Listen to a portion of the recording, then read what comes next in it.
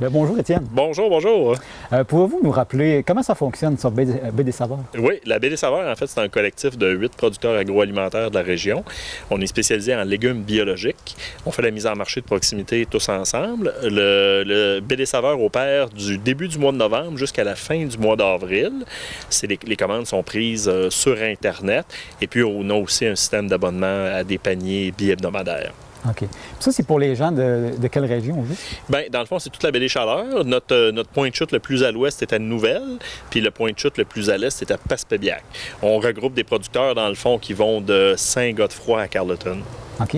Y a-t-il beaucoup de gens qui font appel à Baie des Saveurs? Ah oui, oui, je dirais que dans une année, à peu près 500 ou 600 familles différentes vont commander sur la baie des Saveurs. Puis une commande à l'autre, ben, c'est à peu près entre 150 et 200 familles différentes là, qui vont passer une commande sur la baie des Saveurs. Ouais. Ah, quand même. Oui, quand même. Vous, ça fait combien de temps que vous venez ici pour avoir des produits frais? Bien, pour les paniers bio, ça fait au moins 12 ans. Un coup qu'ils ont parti ça, on était un des premiers. Puis on continue parce qu'on encourage notre région. Puis tous ceux qui cultivent, ils font du gros travail, puis des bons produits. Puis ça reste qu'on amène l'argent pour nous autres ici en Gaspésie. Qu'est-ce qui vous a incité au début? Ah, bien c'est comment on pourrait dire, la qualité. Puis c'est des gens qui sont passionnés, nous on est passionnés là-dedans. Puis même on fait la culture, moi et ma femme, bio.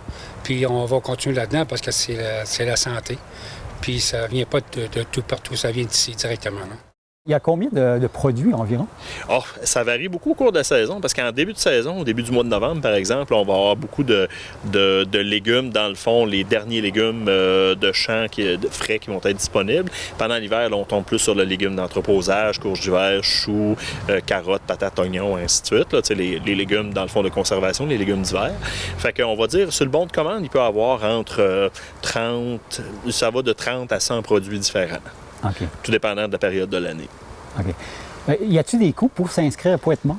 Il y a un petit coût annuel de 7 qui est à payer juste une fois. C'est un frais non récurrent qu'on charge chaque saison aux gens qui commandent sur la Baie des Saveurs. Dans le fond, ces frais-là nous servent à payer la plateforme de commerce électronique. C'est des frais qui sont reliés là, au site web. Puis de cette façon-là, la valeur des légumes va 100% aux producteurs. D'accord. Puis tous les producteurs sont bio, sont certifiés bio? On est tous certifiés biologiques. Dans les légumes, on est tous certifiés biologiques. On a un nouveau producteur qu'on a introduit cette année. Lui, il n'est pas encore certifié biologique, il est pré-certifié. Donc, tu sais, dans le processus de certification, il y a plusieurs étapes. Là. Lui, il est comme à la première étape. Il n'a pas encore eu son certificat final, mais on s'attend à ce qu'il l'aille au courant de l'année prochaine. Okay. Et puis, on a aussi c'est tous des producteurs maraîchers, à une exception près, autour du pot, une petite entreprise de Saint-Alphonse qui est spécialisée dans les conserves et les produits lacto-fermentés. Donc, eux, c'est une entreprise qui fait des produits transformés. Mais bon, elle a joint le regroupement parce que elle fait ses produits avec nos légumes. Donc, c'est une autre façon de commercialiser nos légumes, si on veut. Ça fait-tu bien longtemps que vous faites partie de l'aventure? Moi, j'ai joint la Baie des Saveurs en 2012, mais la Baie des Saveurs elle-même existe depuis 1998, sous une forme ou une autre.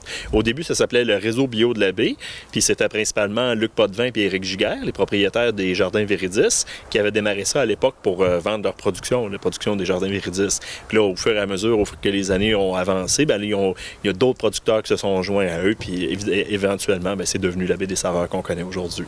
D'accord. Pour votre part, c'est quoi les produits que vous offrez?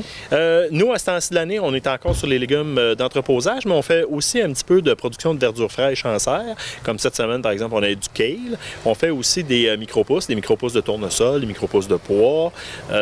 Donc là, on vend comme céleri rave, courge spaghetti, courge butternut. On a de l'échalote française. De d'autres producteurs, là, vous avez carottes, rutabaga, patates, oignons. Mon Dieu, il y a de tout. Bref, tous les légumes d'hiver qui sont disponibles à peu près, on les a. D'accord. En terminant, les gens, ils ont jusqu'à quand pour pouvoir profiter de vos produits? Les commandes sont une semaine sur 2 pendant l'hiver, dans la période qui va de Noël jusqu'à la fin avril. C'est une semaine sur 2. Donc là, jeudi 10 février, c'est journée de commande. Prochaine commande va être le 24 février. Les gens vont pouvoir commander à partir du 18 février jusqu'au 23 inclusivement pour recevoir leur commande le 24 février au point de chute le plus près de chez eux. On en a 7 dans Baie des Chaleurs, donc Nouvelle, Carleton, Maria, New Richmond, Caplan, Bonaventure et Passepébiac. C'est les 7 endroits où on livre nos légumes. C'est quoi les produits que vous offrez, vous, au potager partagé? Nous, on a, c'est sûr, on a quand même plusieurs légumes de conservation. On a des patates, on a des carottes, on a du chou, on avait du rutabaga. On essaie toujours de plus en plus le chou rave. C'est super le fun, le chou rave. Moi, je l'appelle un peu le concombre d'hiver parce que c'est comme frais, puis c'est croustillant, mais en même temps, c'est un légume qui se conserve super bien là, pendant l'hiver. C'est vraiment cool. Puis... c'est pas mal ça qu'on a dans la chambre froide. Mais après ça aussi, on travaille quand même fort. On a une grande serre aussi, puis on a récemment installé un système de chauffage. On n'est pas encore optimal là, dans son utilisation, mais on travaille fort à développer là, des cultures des fraîcheurs là, comme hâtives ou tardives, là, des épinards, des laitues. On a de la bétacarre, du kale. Puis aussi notre nouveau produit qu'on a sorti cette semaine, puis que moi je suis bien excitée. C'était comme un test là, cette année, mais on a commencé à produire des endives.